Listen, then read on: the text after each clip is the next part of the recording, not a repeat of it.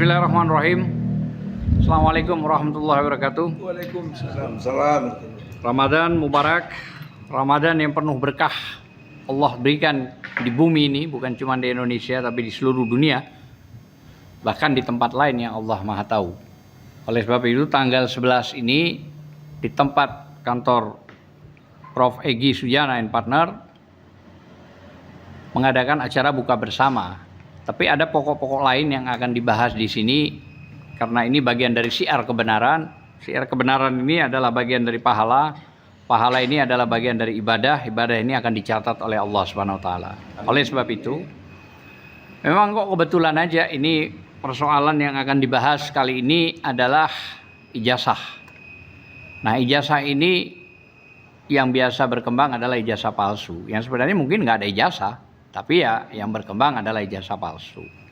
Oleh sebab itu ada ahli IT yang mempersoalkan atas apa yang dikatakan oleh Prof. Uto Hasibuan yang saat itu selesai sidang menyerang kelompok kita, terutama Bang Egy Sujana, yang mengatakan siapa yang mendalilkan itu harus dibuktikan. Konteksnya kan bukan itu, tapi ada fakta-fakta lain sebenarnya yang harus dilakukan oleh seorang pengacara.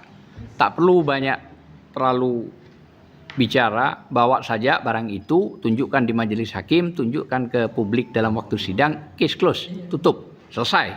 Jadi tidak perlu lagi panjang-panjang lebar menuduh dengan bahasa siapa yang mendalilkan itu harus membuktikan.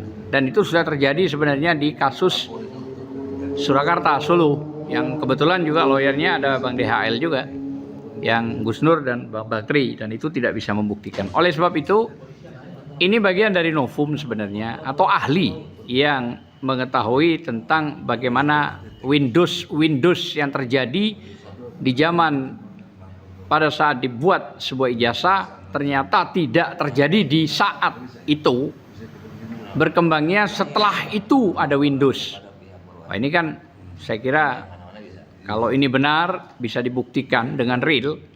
Ini terus terang aja universitas yang begitu besar dan lama, UGM, ini akan banyak dikecam oleh publik ini bahwa menyembunyikan suatu kebenaran demi sebuah keuntungan. Ini bahaya kalau itu ternyata benar. Oleh karena itu mari kita dengarkan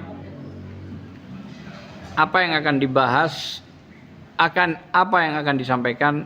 Mungkin Prof. Egy dulu atau Bang DHL, terserah yang mana dulu. Prof. Egy, silakan Prof. Bismillahirrahmanirrahim. Assalamualaikum warahmatullahi wabarakatuh. Sebentar lagi menjelang buka, insya Allah kaum muslimin dan muslimat yang beriman kepada Allah sedang ibadah puasa. Insya Allah yang paling dinantikan adalah buka puasa bersama. Atau umat Islam kalau paling tepat adalah saat buka puasa, itu pasti tepat waktunya. Tapi kalau rapat telat belum gitu. Tapi kalau buka puasa pasti tepat, bahkan ditunggu-tunggu. Saudara-saudara, perkembangan terakhir saya baru lihat kemarin video tanggal 10 kemarin tuh, Maret 2025, dari seorang IT lulusan UGM. Namanya Simon apa siapa tuh? Ya kalau nggak Simon ya.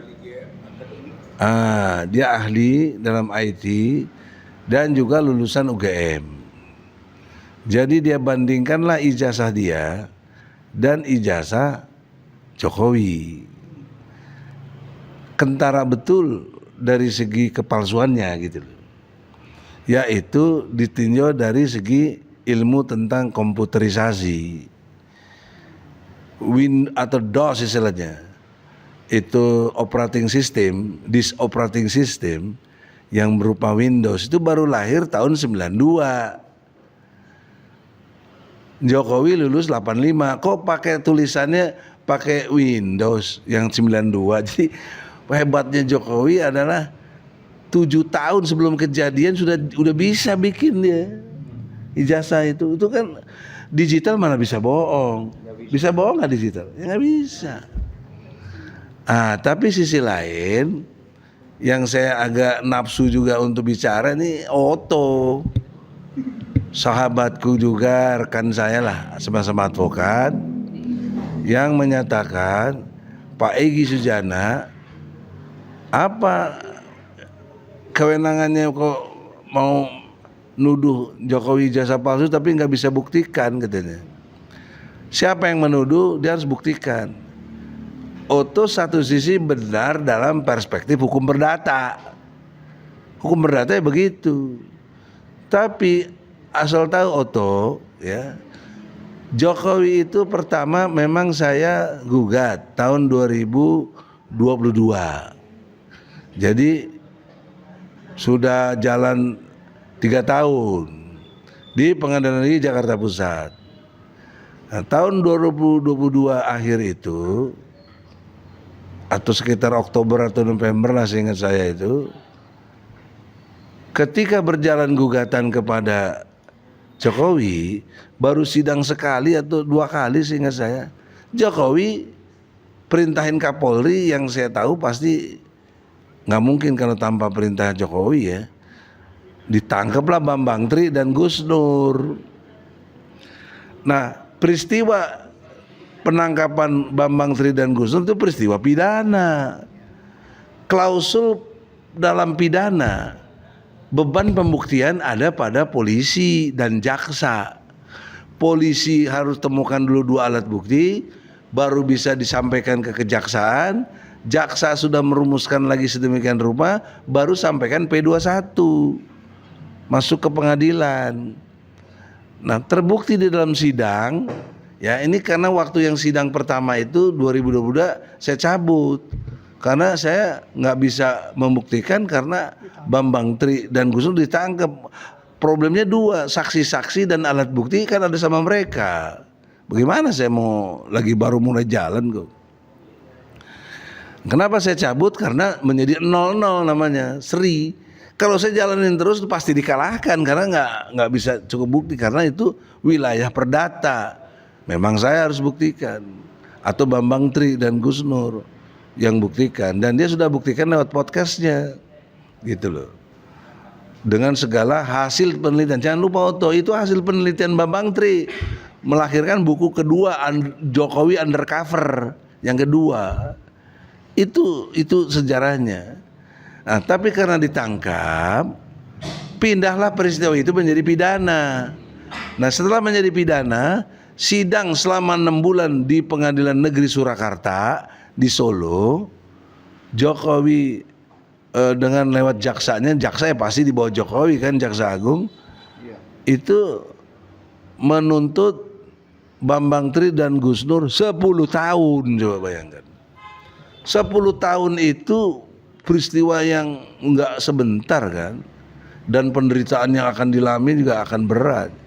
Dan sekarang sudah dijalani hampir 4 tahun, nanti April selesai. Tapi problemnya kenapa udah dapat amnesti kok nggak dibebas-bebasin juga? Itu Pak Rizal sebagai ahli hukum gimana tuh? Prabowo udah keluarin amnesti, harusnya pada saat amnesti keluar ya bebas. Ini masih belum aja, alasan ini alasan itu. Kalau nanti bebasnya Gus Nur, Bambang Tri April, ya nggak percuma ada amnesti. Untuk apa? Udah otomatis deh. Itu contoh negeri yang kacau balau ini. Nah, kembali kepada peristiwa pidana, maka pembuktiannya ada pada polisi dan jaksa. Menurut pasal 184 KUHP ada 5 alat bukti. 1, keterangan fakta, berupa namanya saksi fakta. 2, keterangan ahli, bisa disebut biasanya saksi ahli. 3, dokumen. 4, petunjuk. Yang kelima, keterangan terdakwa, gitu loh. Jadi ini yang disebut alat bukti. Nah, alat bukti yang dimaksud 5 itu tidak ada terbukti kepada Bambang Tri dan Gus Nur. Kenapa? Karena salah satu tuntutan jaksa pasal 14 dan 15 Undang-Undang nomor 1 tahun 46, sanksinya 10 tahun memang, itu. Tapi sekarang undang-undang itu sudah dicabut oleh MK. Dan waktu itu pun sudah nggak dianggap berlaku oleh Pengadilan Tinggi karena saya banding. Ketika saya banding, putusan yang tuntutannya 10 tahun, Hakim Solo memutuskannya 6 tahun. Saya banding ke Pengadilan Tinggi Jawa Tengah, dikurangi 2 tahun, jadi 4 tahun. Alasan kenapa dikurangi? Nggak dipakai Undang-Undang Nomor 1 tahun 46 pasal 14-15 itu nggak dipakai.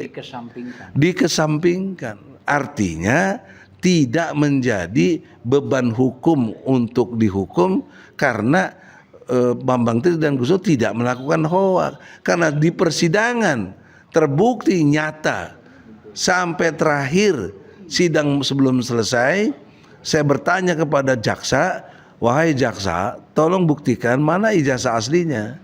Jaksa, saya minta datang ke depan hakim, Pak meja hakim tuh, sama-sama. Nah, kita lihat di situ jaksa jujur mengatakan, ketika saya tanya mana yang aslinya, saya dapatnya cuma begini Bang Egy dari kepolisian. Ya Allah, kok cuma begini aja. Yang dikasih ke hakim itu fotokopian yang dilegalisir. Nah, saya nggak bisa akal waktu itu saya tanya, kalau ini legalisir berarti ada aslinya. Mana aslinya? Saya cuma dapat itu dari polisi. Loh, kalau cuma dapat itu dari polisi kan tidak cukup alat bukti namanya. Harusnya tidak bisa P21. Harusnya batal demi hukum. Bambang Tri Gus Nur ditangkap. Ini proses pidana. Nah, apa Oto nggak paham ini? Oto, lu profesor tapi kok begitu cara berpikirnya? Saya tidak bermaksud menghina kamu, tapi kamu kok tidak berpikir secara ilmu hukum. Yang kamu bilang itu sebatas perdata, masih bisa dibenarkan. Tapi kalau udah pidana, bukan beban saya, orang klien saya yang ditangkap, beban jaksa dan polisi. Nah, mereka tidak bisa buktikan. Nah, sekarang kalau pakai teorinya Oto suruh buktikan, nah, mana polisi sama jaksa nggak bisa buktikan kok. Kenapa kok diam aja Oto? Kok dibayar berapa Bang Jokowi? Diiming-iming jadi menteri, jadi wakil? Itu juga satu pertanyaan serius. Artinya polisi dan jaksa itu negara ya? Oh iya dong. Nggak bisa membuktikan? Nggak bisa membuktikan. Polisi dan jaksa itu mewakili di bawah presiden. Presiden itu kepala negara, berarti dia mewakili negara gitu. Dan jaksa kan juga dikenal pengacara negara. Kenapa kok nggak bisa buktikan? Ini confirm. Dan problem seriusnya lagi hakim, majelis hakim, kenapa memutuskan juga 6 tahun di PN itu? Kenapa di PT jadi 4 tahun? Kemudian sampai inkrah di kasasi tetap 4 tahun. Jadi oleh karena itu saudara-saudara, saudara Oto ini harus bertanggung jawab secara ilmu hukum bahwa dia tidak mengerti hukum dalam hal ini, ya. Khususnya hukum pidana. Itu problem serius. Yang kedua, dari sudut filosofis ajaran Islam, ada di surat An-Nisa ayat 135, bisa dilihat An-Nisa 135, itu menyatakan, jadilah kamu penegak keadilan walaupun terhadap dirimu sendiri, kata Allah. Dan jangan karena dia kaya atau miskin membuat kamu menjadi berlaku tidak adil. Berlaku adillah. Jangan kamu mengikuti hawa nafsu karena untuk berlaku tidak adil. Quran ayat 135. Jungto Al-Maidah ayat 8, Allah sangat jelas menyebut, jangan kebencianmu pada satu kaum membuat kamu berlaku tidak adil. Jangan. Nah, kenapa Oto nggak adil di sini? Oke, Anda nggak imani Quran nggak ada masalah. Anda kafir, ya sudah nggak ada masalah. Tapi secara ilmu pengetahuan Anda menolak kebenaran, karena Al-Quran itu kebenaran. Apa yang salah dari ayat 135 tadi? Ya, nanti atau channel Arif channel kutip itu Al-Quran tuh An-Nisa 135 ditayangkan di video itu. Ya, An-Nisa 135 Jungto Al-Maidah 8. Lihat objektivitas Oto di situ. Quran aja dilanggar, walaupun dia nggak beriman. Tapi kan itu menjadi common sense, pengetahuan umum, dan diimani oleh kurang lebih 2 miliar. Iya, karena manusia sekarang jumlahnya kurang lebih 8 miliar. Jadi 2 miliar itu beriman kepada Al-Quran. Itu namanya kebenaran. Kamu tolak coba. Kamu bersaksi, memutarbalikkan kata-kata lagi. Hanya karena belain Jokowi. Bagaimana Oto, integritas intelektual kamu tuh kemana gitu loh. Kalau nggak suka, mari kita debat ilmiah. Kapan, di mana? Aku tantang kok waktu di pengadilan kok nggak jawab. Kau bilang Jokowi punya aslinya. Mana aslinya itu? Gua nggak jawab juga. Waktu itu malah menghindar. Kau manfaatkan hakim yang penakut itu hakim, membuat kita ditolak. Kamu bikin konferensi pers membanggakan kamu berhasil menolak. Jadi bukannya saya dalam dataran ilmu hukum, tapi kamu pakai dataran kekuasaan. Ya ilmu kalah dengan kekuasaan. Seberat apa, sehebat apapun saya bisa menjelaskan, kalau kekuasaan sudah memutuskan ya kalah. Itu semua keadaan fakta yang semua sudah menyadarinya gitu loh. Kok bangga-bangga seolah-olah kok hebat. Hebat apa kau tuh? Ya. Ayo mari kita bertarung secara intelektual, ya. Jadi untuk itulah, kalau kau nggak berani tantangan ini, udahlah kau harusnya ngaku nyerah dong. Dibacakan Anissa. Anissa satu ya, baca. Bismillahirrahmanirrahim. A'udzubillahi minasyaitonirrajim. Bismillahirrahmanirrahim. Ya ayyuhalladzina amanu kunu qaumin bil qisti syuhada'a lillahi walau ala anfusikum awil walidaini wal aqrabina in yakun ghaniyan aw fakiran ya wallahu awwala bihima wala tattabi'ut hawaan ta'dilu awin wa in talwu aw tu'rizu fa innallaha kana bima ta'maluna khabir. Yang artinya, wahai orang-orang yang beriman, jadilah kamu penegak keadilan dan saksi karena Allah. Walaupun kesaksian itu memberatkan dirimu sendiri, ibu bapakmu atau kerabatmu, jika dia yang diberatkan dalam kesaksian, kaya atau miskin, Allah lebih layak tahu kemaslahatan keduanya. Maka janganlah kamu mengikuti hawa nafsu karena ingin menyimpang dari kebenaran. Jika kamu memutarbalikkan kata-kata atau berpaling enggan menjadi saksi, sesungguhnya Allah Maha teliti terhadap segala apa yang kamu kerjakan. Satu lagi, Al-Maidah ayat 8. Jadi pendalamannya Al-Maidah ayat 8 itu lebih menekankan adanya unsur kebencian sehingga orang berlaku tidak adil. Jadi saya nggak mengutip siapapun, saya kutip Al-Quran, sumber kebenaran yang luar biasa, diimani oleh 2 miliar manusia. Kamu aja yang nggak beriman, ya itu urusan kamu lah. Lakum dinukum waliyadin. Tapi pertanyaan serius secara intelektual, bagaimana kamu nggak ada pengetahuan kayak begini kok? Ya. Coba Al-Maidah 8 udah ketemu belum? Jadi dalam pengertian kesana, supaya yang terakhir lagi ini buat Oto, dengan hormat, saya tetap hormati Anda sebagai rekan ya, sebagai sesama advokat, tapi jangan Anda menafikan, mengomongi saya, membicarakan saya di belakang saya dong. Kalau Anda berani, kita ketemu di pengadilan, buktikan mana hasil lab krimnya, ya. Karena yang ahli IT itu membongkar dengan tegas gitu. Bahkan ahli IT itu si Simon itu bilang, udahlah Jokowi, ngaku aja lah Jokowi katanya. Oto jangan bela yang nggak benar.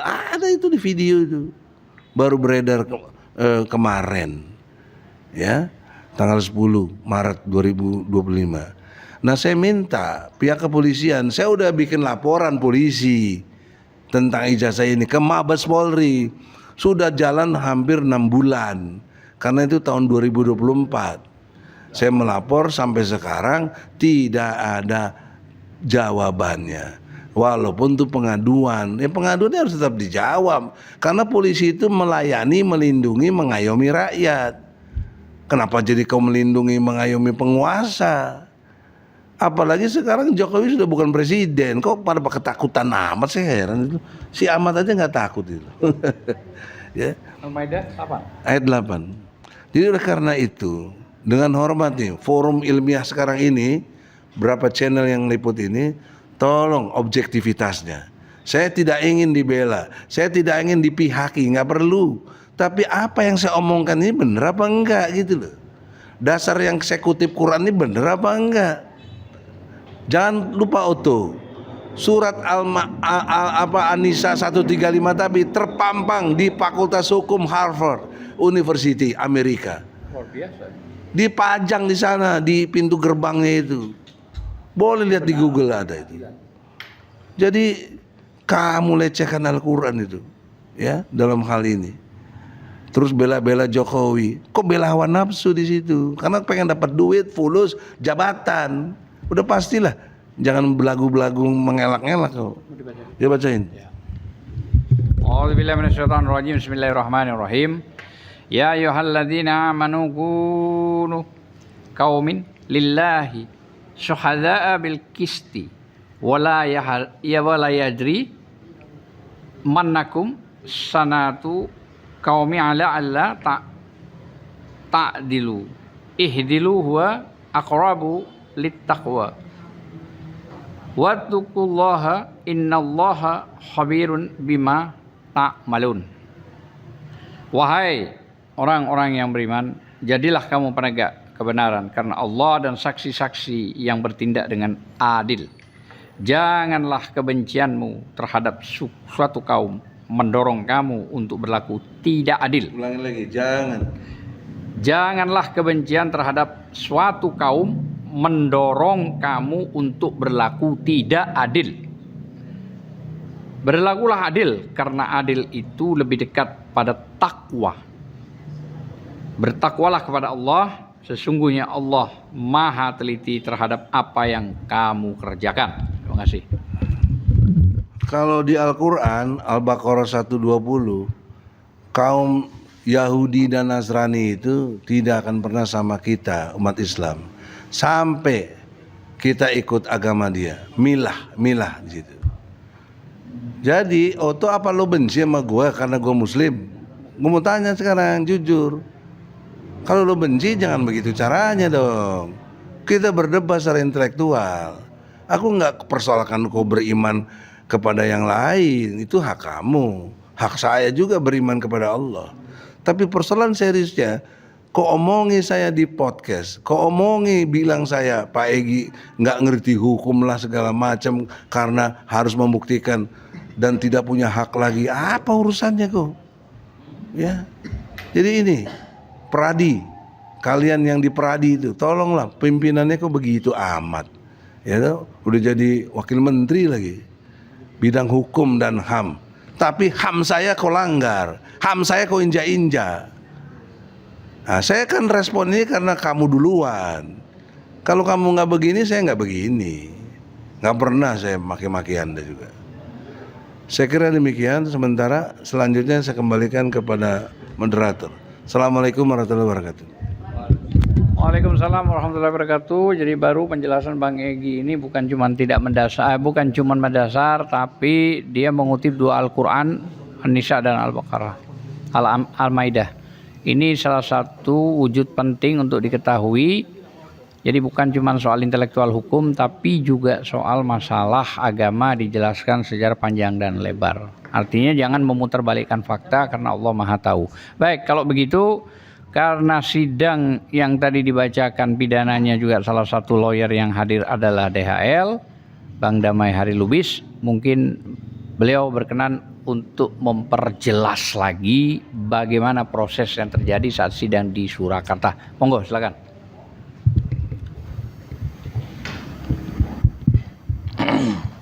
Assalamualaikum warahmatullahi wabarakatuh. Terima kasih pembawa acara, moderator, Sekjen TPUA Azam Khan, sepupu Shahrukh Khan, bintang film Bollywood.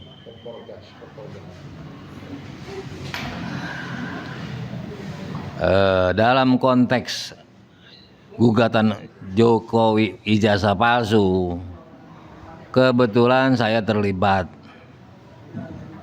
Saya mau menyampaikan ini secara objektif kepada Pak Oto yang nampaknya berseteru dengan senior saya, Profesor Dr.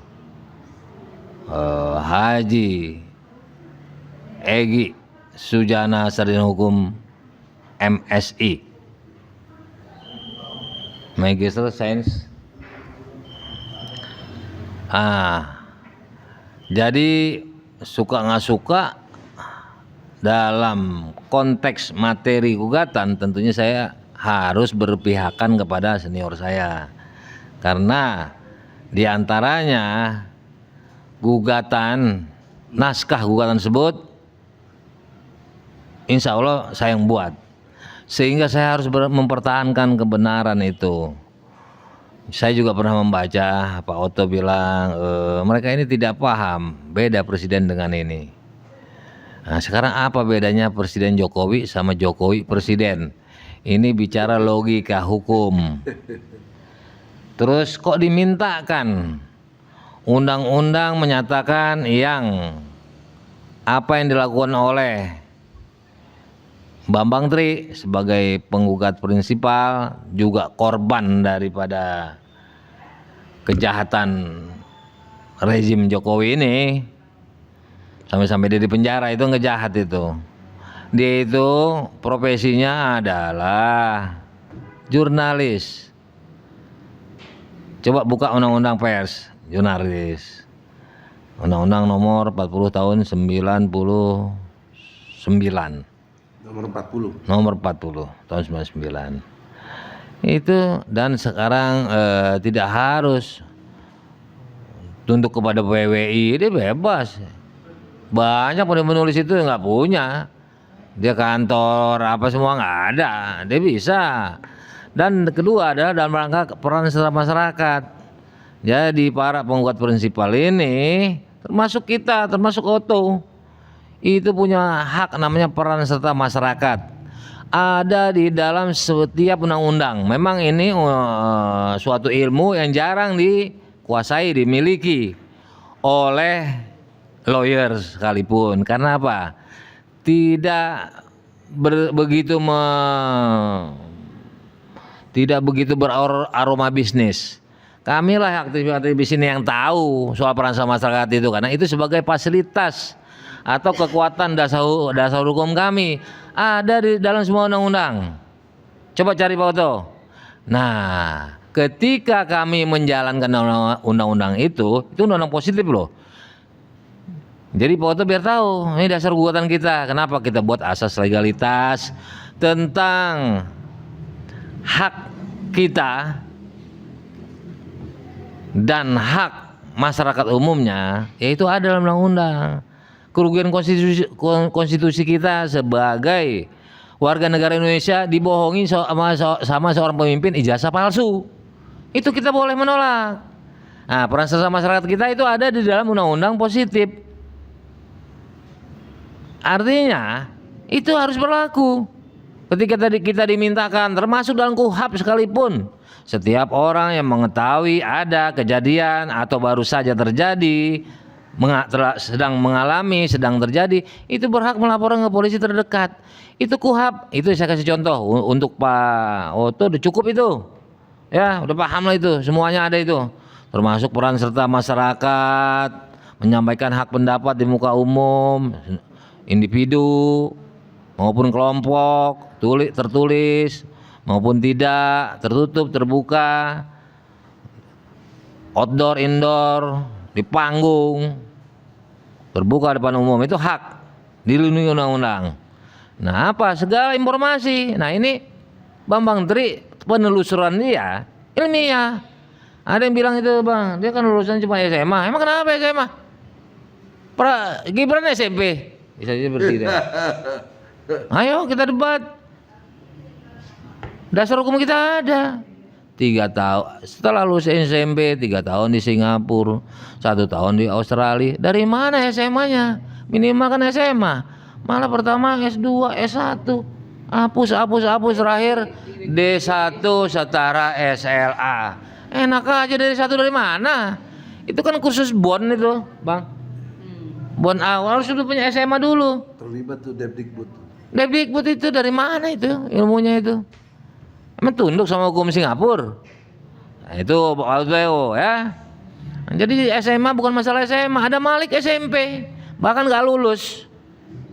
Karena levelnya adalah pesantren bang, pesantren purba. Itu bisa jadi menteri luar negeri, wapres, bahkan calon sekjen PBB kalah sama Hutan. Kalau Jokowi udah nggak bisa bang. Orang udah OSIS, RB udah bilang dia korup. Aturan undang-undangnya SMA kan sekarang. Iya minimal SMA menurut Undang-Undang nomor 7 tahun 2017. Itu kan nggak sah. Dan untuk mengetahui ini semua sebagai warga negara, Oto juga bertanggung jawab. Ini kan bukan kepentingan kami saja, kepentingan Oto, keluarga Oto, cucu-cucunya. Masa mau dipimpin orang bohong? Ini yang Pak Egy katakan benar. Saya yang juru periksanya. Ini Pak Oto biar lengkap nih. Saya lihat nama Jokowi dan udah ulang-ulang nih. Saya lihat catatan identitas keluarga, teman-temannya hitam, SD, SMP, SMA. Ini kita nggak bisa kuliah dulu nih, SD, SMP, SMA, ya kan? Itu Nabirong tulisannya, pulpennya hitam. Nabirong Oto tahu, dia sendiri biru. Nah, terus nama teman-temannya, maaf nih, nama orang Jawa kan banyak Joko, DJ. Semuanya DJ.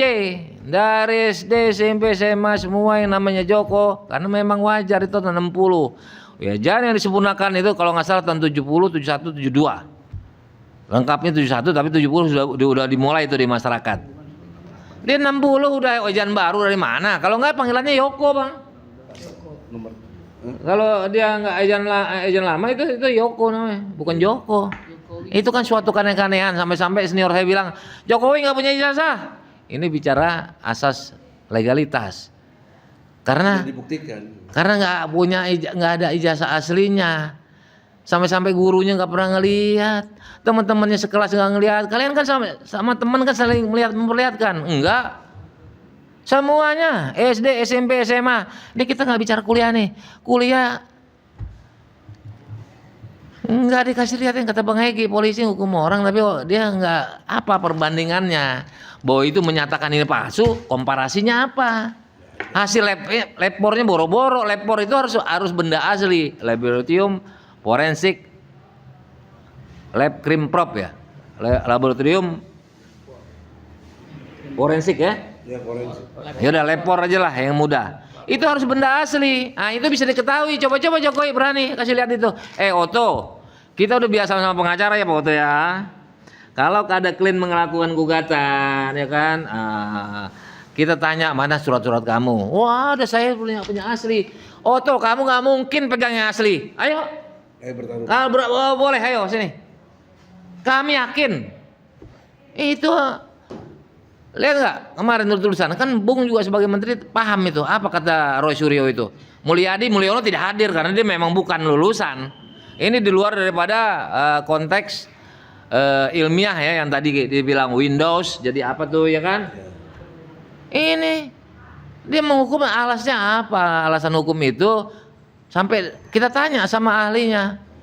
Jadi apa perbandingannya? Hehehe, ketawa. Hehehe.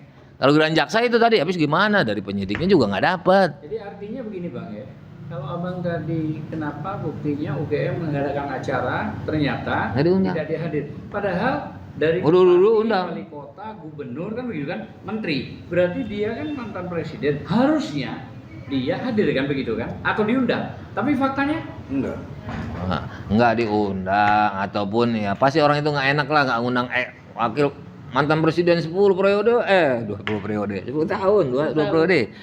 Nah, jadi kenapa kita gugat itu? Dasar hukum kita itu peran serta masyarakat, hak-hak si 5 orang prinsipal. Bukan hak kami, termasuk kami sebetulnya secara hakikat. Harusnya karena itu perintah hukum positif ius constitutum, hukum harus berlaku.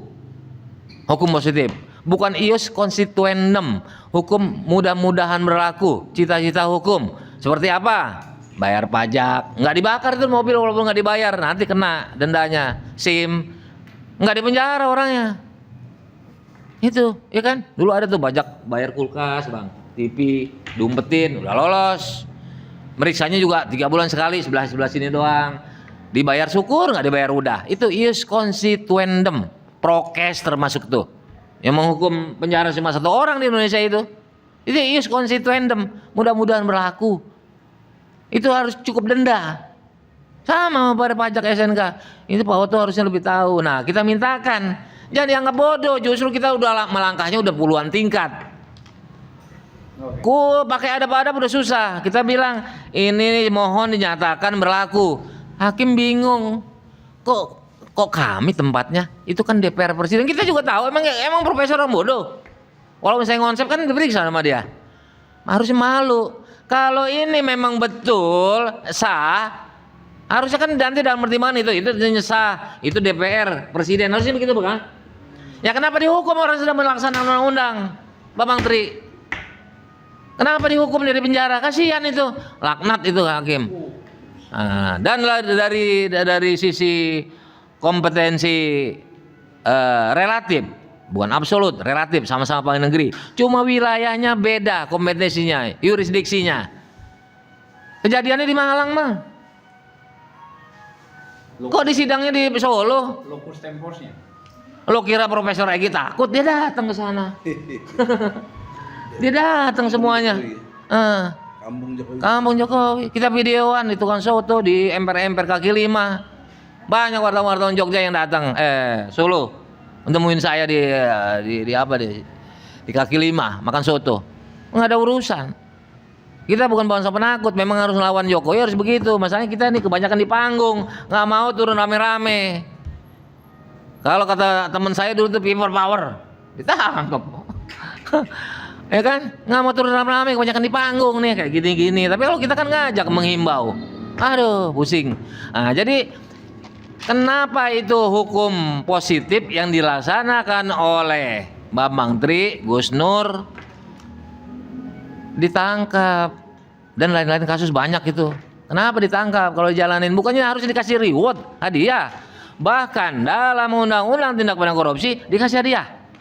PP-nya Jokowi yang buat, PP nomor 43 tahun 2018. PP Jokowi dikasih hadiah khusus untuk Tipikor, undang Tipikor. Sama undang-undang lain juga begitu, tadi KUHP saya udah bacakan. HAM pasti perlu Komnas HAM. Komnas HAM perlu lagi peran sama masyarakat. Polisi perlu, Binamas kontak sama apa tuh Satpol apa semuanya. Pokoknya nih saya jamin nih. Saya pakar ahli peran serta masyarakat. Ya, jadi Oto tolong Anda yakin saya 100% Anda belum melihat karena kami yakin itu ijazah palsu. Dan ini adalah sebetulnya tanpa kita minta, tanpa kita gugat, udah 2 kali. Udah 3 kali, entah apa kali, omongannya udah sering. Apa? Nanti dulu Pak Jam. Kita yakinkan dulu Pak Oto nih bahwa ya peran serta masyarakat ini, lupa jadi. Jadi ini hak kita semua peran serta masyarakat ini. Harusnya jangan nggak boleh dihukum itu, ya kan Pak Oto juga harusnya tahu. Saya juga kan pernah gugat Pak Oto, ya kan Pradi itu siapa pernah gugat DHL, ya kan. Bayangkan. Pak Oto alasannya ini organisasi besar, nggak perlu akte notaris. Ini organisasi tunggal, nggak ada lagi. Coba kira-kira kalau saya nggak cabut itu, karena KAI udah berdiri, saya nggak cabut, saya menang nggak tuh? Karena ternyata nggak tunggal. Pradi aja udah berapa? Single bar. 3. Ini lu ngaku single bar, ya kan? Organisasi besar, satu-satunya tunggal. Coba kalau saya nggak banding tuh, saya nggak peduli, saya udah sering kalah di pengadilan negeri. Menang di paling tinggi, menang di Mahkamah Agung, menang di PK, udah biasa saya karena nggak punya. Ya, nah jadi begitu. Pak Oto tolong bahwa ini sama-sama hak Pak Oto. Saya yakin Pak Oto nggak pura pegang dan jangan main polisi-polisi. Ya, ini kan dia tahu kita gugat DPR apa semua. Ini tergantung dengan tentang undang-undang KIP, keterbukaan informasi publik. Balas, datang kalau perlu sebagai figur yang paling baik datang ke Bang Egy, ini tokoh nih, Emang yang penggugatnya juga tokoh? Oh, Rijal Fadilah, Atta Taliwang, emang bukan tokoh? Korban, Bambang Tri, terus satu lagi Bambang Taufik Bahodin, itu tokoh. Datang. Atau tadi informasi publik datang ke DPR RI, jelasin ini loh ijazah saya. Kok dia mau dihinakan begini sama rakyatnya kalau betul-betul ijazah asli? Pakai logika foto. Oke foto. Mohon maaf kalau ada tersinggung. Kita benar-benar untuk memperjuangkan karena kita sama-sama penegak hukum. Suka nggak suka kalau salah datangnya dari saya. Kalau benar itu datang dari Allah. Kalau Pak Oto nggak puas, saya nggak ada masalah karena saya bukan barang bemu. Oke lanjut. Baik, terima kasih kepada Bang DHL. Jadi poin yang disampaikan pesannya itu buat Prof. Oto. Jadi bukan asal asbun katanya ya. Harus membuktikan, bahkan ditantang dengan di muka umum kalau bisa dibuktikan, tapi dengan alasan ada lapor krim ijazah tersebut. Ya. Dan yang kedua, ini yang penting juga, seandainya ya, kalau pas ternyata benar ya ijazah tersebut itu nggak benar, palsu, ini kan dampaknya luas ini. Dampaknya itu sangat dahsyat loh. Iya, karena presiden. Iya, karena presiden loh ya. Pertama soal hutang, bagaimana terus dampaknya, kebijakan-kebijakan yang dikeluarkan itu semuanya kan jadi cacat, ya kan? Terus dia sendiri akhirnya kan bukan presiden, berarti kan semua harta-harta bendanya itu harus dikembalikan kepada negara, kira-kira begitu. Ya, wallahu alam, biarlah nanti rakyat dan Allah yang akan membuktikan ini. Saya kira DPD dulu. DPD memang berjanji pada saat kita ketemu beberapa minggu yang lalu bahwa poinnya DPD insya Allah akan memanggil Jokowi, akan dipertanyakan soal ijazah itu. Nah kita juga minta nanti kepada DPD untuk sesegera mungkin karena ini penting, apakah benar atau tidak. Kalau memang benar ada, alhamdulillah. Nah, kalau tidak ada bagaimana, kan tadi yang sudah saya sampaikan.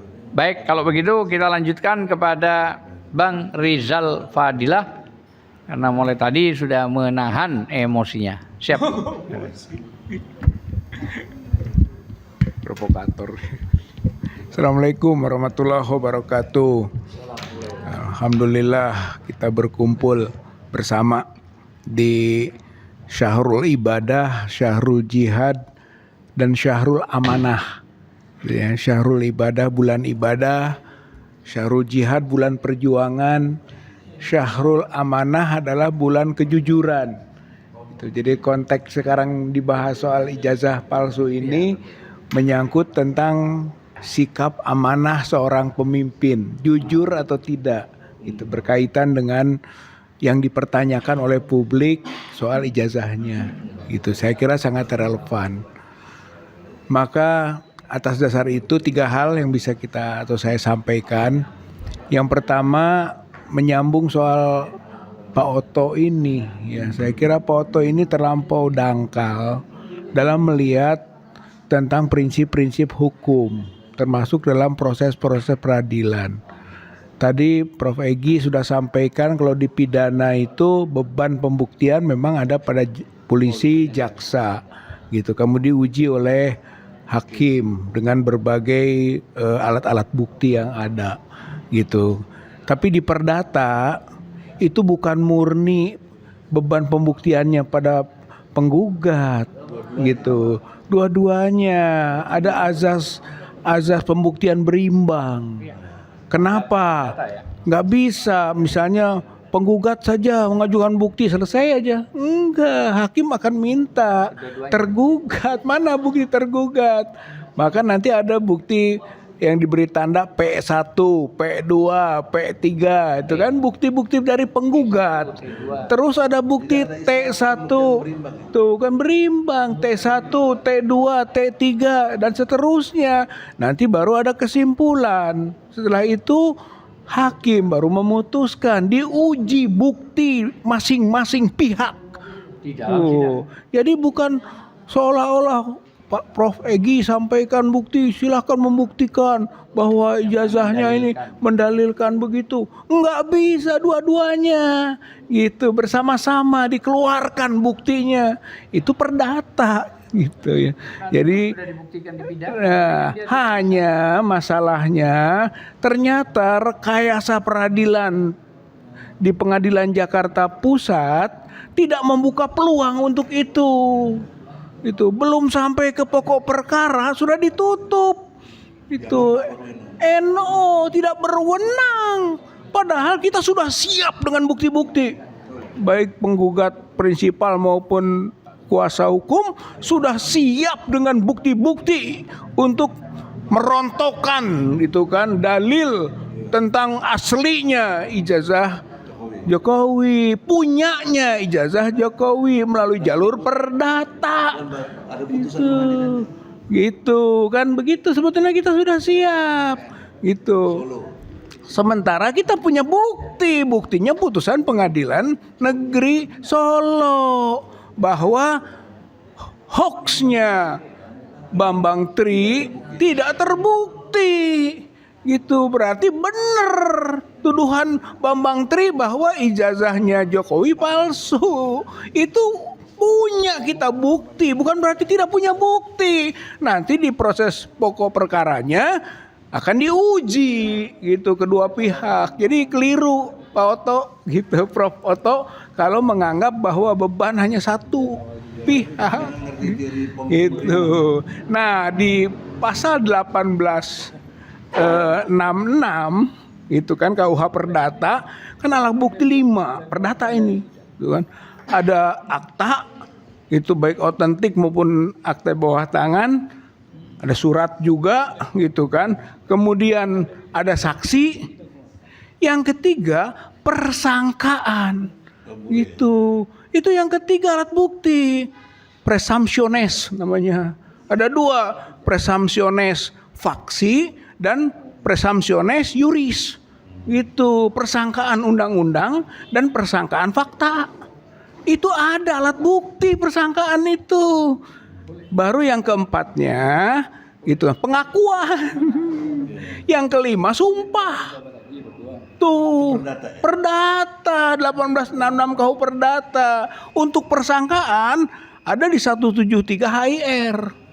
Gitu, spesifik berarti asumsi gitu kan, apa yang diungkap oleh Prof Oto salah dalam teori pembuktian berbasis hukum gitu ya. Jadi nggak sesederhana itu. Jadi kalau pendapat Profesor salah bagaimana? Ya, artinya tolonglah didalami lagi gitu kan, terlampau dangkal argumen hukumnya gitu Pak, itu satu. Nah, sederhananya sebenarnya kita ingin sederhana kok. Yaitu Jokowi tunjukkan saja aslinya, nggak usah pakai pengadilan tadinya mah. Case close, nggak ada pengadilan juga, nggak perlu tunjukkan ke publik karena kita sedang menyampaikan aspirasi publik. Udah nggak perlu, kita juga nggak apa-apa. Tunjukkan saja ke publik, ini loh ijazah asli saya, nggak bener yang beredar fotokopian itu. Atau ijazahnya sama dengan yang beredar.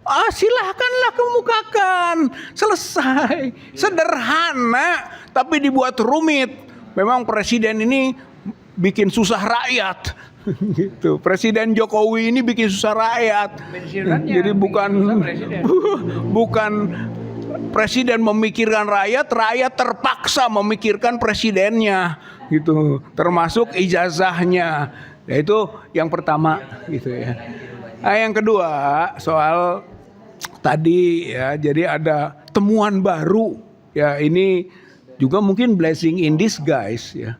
Awalnya itu kita ribut soal fotokopian ijazah Jokowi UGM itu hanya fotonya saja yang kita masalahkan. Itu kan ini foto saja. Ini foto Mulyono. Gitu, Hari Mulyono bukan foto Jokowi. Semua orang sudah melihat begitu, makanya menjadi penasaran mana aslinya. Karena soal fotonya beda. Awalnya Masih muda pun rambut udah tipis. ya. Foto barengan mereka. Ya. Jadi sudah dimasalahkan foto. Sekarang muncul itu yang disebut Prof Egy tadi. Muncul adanya temuan berdasarkan soal tulisan ijazah. New Times Roman belum ada tahun 85. Windows belum ada, yang ada DOS. Begitu. Nah, dikritisi oleh Dr. Rismond Sianipar. Dia itu hostnya Balige Academy Channel. Gitu. UGM lagi. Gitu. Saya tahun 85 lulus. Sama. Masih ketik-ketikan. Jadi yang istimewa pakai komputer tuh. Jadi belum sampai ke yang betul disebut oleh Dr. Rismond tadi, bahwa belum ada New Times Roman atau Windows, belum ada. Makanya dia yakin ini palsu, ini palsu, ini palsu. Begitu, 9% palsu. Makanya sekarang langkahnya bagi TPUA ini Jadi sudah operating Windows itu bukan DOS ya?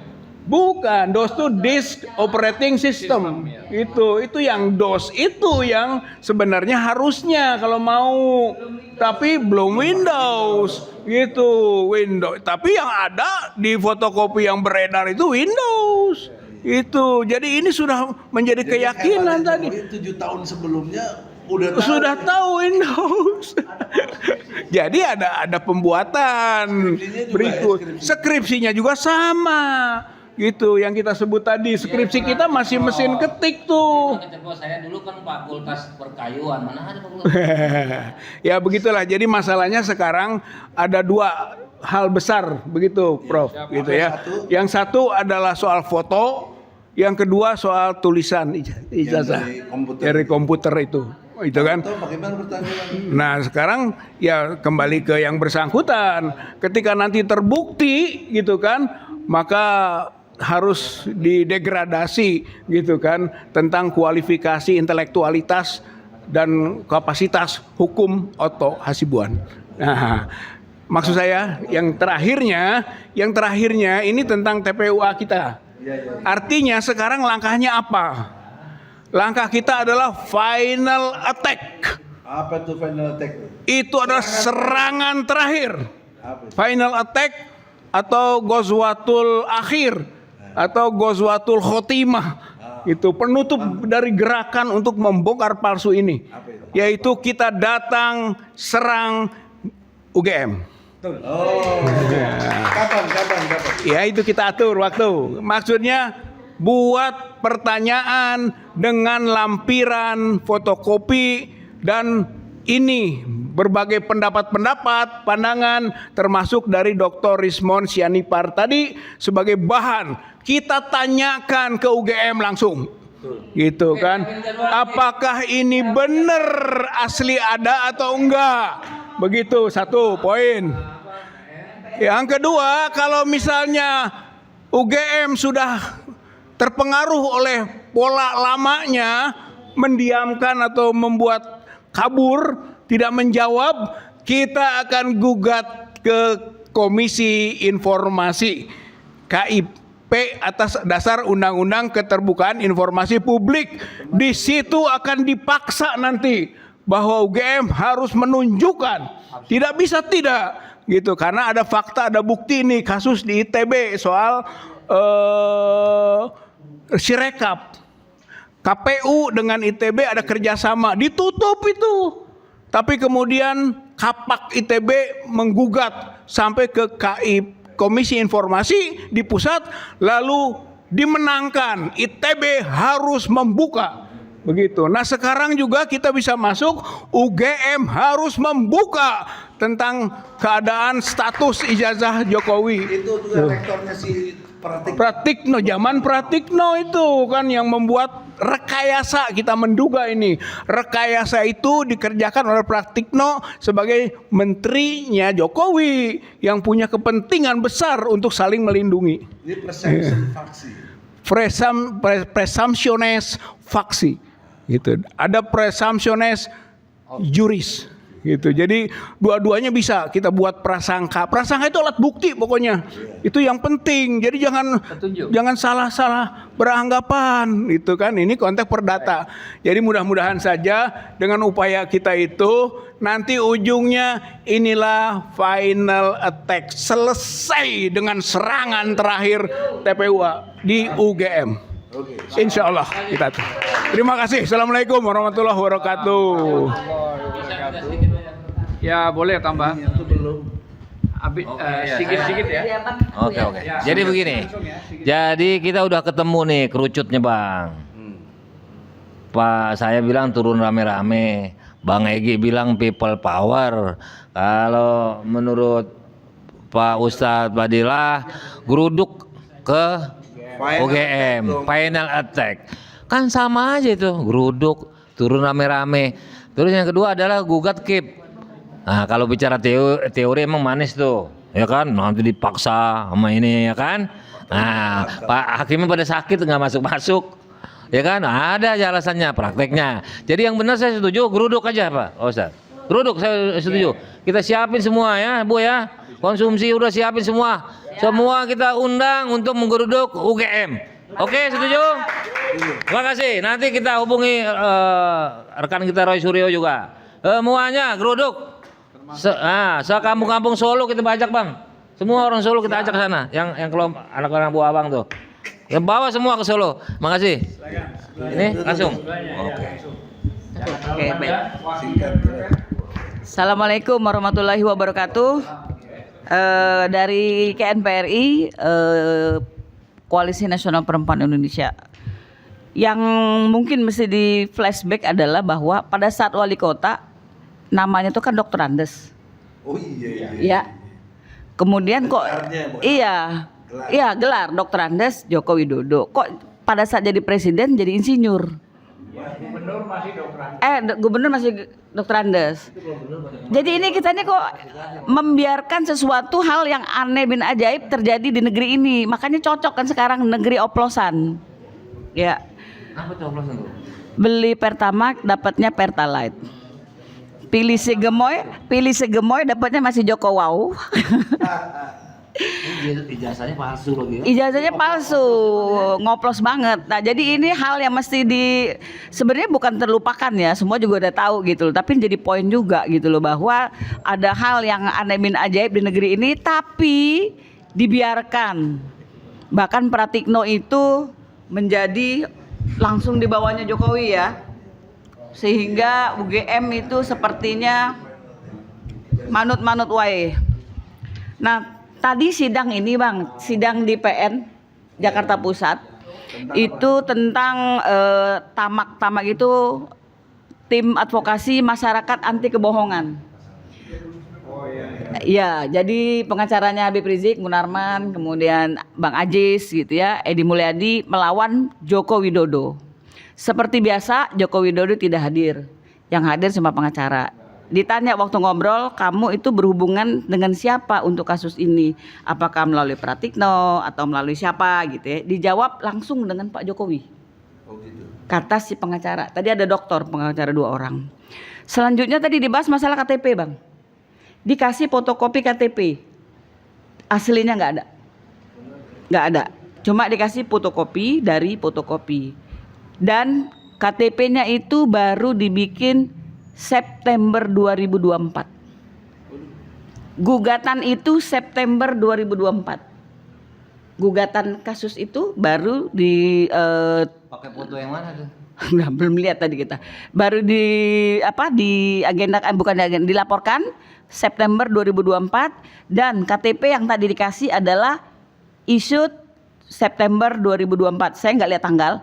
Terus Jokowi itu kan sudah 70 sekian ya. Artinya dia punya KTP kan harusnya seumur hidup.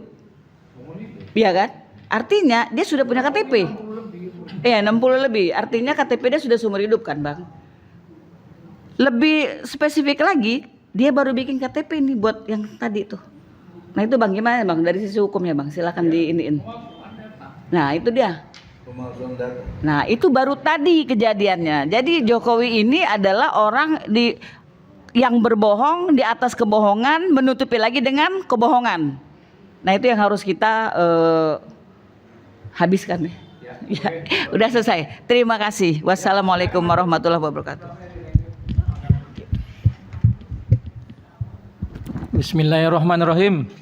Assalamualaikum warahmatullahi wabarakatuh. Waalaikumsalam. Mengenai ijazah palsu Jokowi ini, yang lagi viral itu pernyataan Otto Hasibuan yang menyatakan kalau Bang Egy itu tidak paham masalah ijazahnya Jokowi gitu, masalah tuntutannya. Justru saya pribadi mau mempertanyakan Bang Otto Hasibuan. Ketika kami sidang ini udah bertahun-tahun Bang Otto Hasibuan, udah 3 tahun. Tapi Bang Otto ini baru datang sekali, 2 kali Bang Otto. Pertama kali pun datang, pas mau pulang, Bang Otto saya tegur. Ingat Bang Otto, saya tegur Bang Otto. Bang Otto, saya bilang, saya timnya almarhum Rizal Ramli, saya bilang. Rizal Ramli percaya betul kalau Jokowi ijazahnya palsu. Terus saya bilang, Bang Otto harus jujur sejujur-jujurnya, adil seadil-adilnya, sesuai amanatnya Rizal Ramli untuk menyatakan kebenaran bahwasanya ijazah Jokowi itu memang palsu gitu loh. Bodong. Otto bilang, iya, nanti kita buktikan. Iya gitu. Nah, ketika sidang berikutnya, tiba-tiba hakim menyatakan kalau hakim tidak berkompeten, tidak berwenang. Jadi Otto tahu dari mana semua ini? Orang baru datang sekali kok. Itu juga cuman store muka doang gitu loh. Bang Otto, kalau untuk ijazah palsu, saya tantang Bang Otto ketemu saya di Bangka 9 di rumahnya almarhum Rizal Ramli. Saya kasih tahu, ketika video ini viral Bang Otto, ada YouTuber yang pertama kali menyiarkan ini dipanggil oleh sepupunya, oleh kerabatnya Joko Widodo. Entah apa sampai hari ini YouTuber itu nggak berani lagi meliput ijazahnya Jokowi. Ada nominal di situ. Bang Otto, saya tantang ketemu saya di Bangka 9 rumahnya almarhum Rizal Ramli. Supaya apa? Supaya Bang Otto bicara soal keadilan, bicara soal hukum yang benar, bicara soal dosa. Bukan cuma soal uang Bang Otto, soal jabatan yang hari ini Bang Otto sebagai wamen. Saya hormati Bang Otto Hasibuan. Pengacara itu harus bicara soal keadilan, kebenaran Bang Otto Hasibuan. Jangan gak tahu apa-apa langsung bilang Profesor Egy nggak ngerti. Bang Otto kali yang nggak ngerti. Mau ngerti ketemu saya. Saya tantang di Bangka 9 rumahnya almarhum Rizal Ramli. Supaya apa? Supaya clear. Siapa sebenarnya Jokowi? Bagaimana ijazahnya Jokowi? Yang kedua, buat Pak Presiden yang saya hormati Prabowo Subianto. Pak Prabowo yang saya hormati, hari ini Pak Prabowo saya rasa udah cukup bagus membongkar banyak-banyak korupsi di Pertamina dan lain-lain. Tapi itu tidak cukup. Pak Prabowo melakukan apa juga kalau Pak Prabowo tidak berani mengadili Jokowi. Kami melihat Pak Prabowo itu bukan macan Asia, macan sirkus. Jadi untuk ijazah ini Pak Prabowo, tolong bantu kami yang hari ini terus berjuang untuk membongkar supaya tidak ada presiden-presiden palsu berikutnya. Prabowo nggak usah ikut-ikut mendukung kami. Kami dipersilakan aja secara hukum dengan benar. Prabowo dukung di situ. Nggak usah bantu-bantu kami, nggak usah cawe-cawe terhadap kami. Kami udah yakin kalau ijazah Jokowi itu palsu, tinggal Prabowo berani bersikap nggak. Jadi kemarin saya ada diskusi dengan kawan, dia mengagungkan Prabowo. Prabowo itu masih baik lah, membongkar semuanya. Kalau nggak ada presiden nggak kebongkar, betul. Oleh karena itu Pak Prabowo hari ini saya meminta kepada Pak Prabowo berani membongkar ijazahnya Jokowi. Bukan cuma korupsinya doang, bukan cuma korupsi Pertamina dan lain-lain. Membongkar juga ijazah Jokowi. Gibran juga. Ijazah Gibran juga Pak Prabowo. Kalau Pak Prabowo mau bicara soal ijazah juga, ketemu saya di Bangka 9. Suatu Pak Riza Ramli almarhum, Pak Prabowo datang. Saya ceritain semuanya. Jadi Prabowo jangan kaleng-kaleng juga. Kasihan dong, kami ini berjuang bukan buat orang banyak, buat bangsa. Bukan buat jabatan. Hari ini yang berjuang yang ada di depan ini pendukung Jokowi, pendukung Pak Prabowo, maaf. Pendukung Pak Prabowo. Di 2019 bahkan ada yang Bang Egy ditangkap karena belain Pak Prabowo. Harusnya Pak Prabowo terima kasih sama kami. Kami ini meringankan pekerjaan seorang presiden. Nah, berikutnya saya minta Pak Prabowo itu tolong bantu kami seperti Pak Prabowo membongkar korupsi. Jadi tolong bongkar juga ijazahnya Jokowi. Terima kasih. Wabillahi taufiq wal hidayah. Wassalamualaikum warahmatullahi wabarakatuh.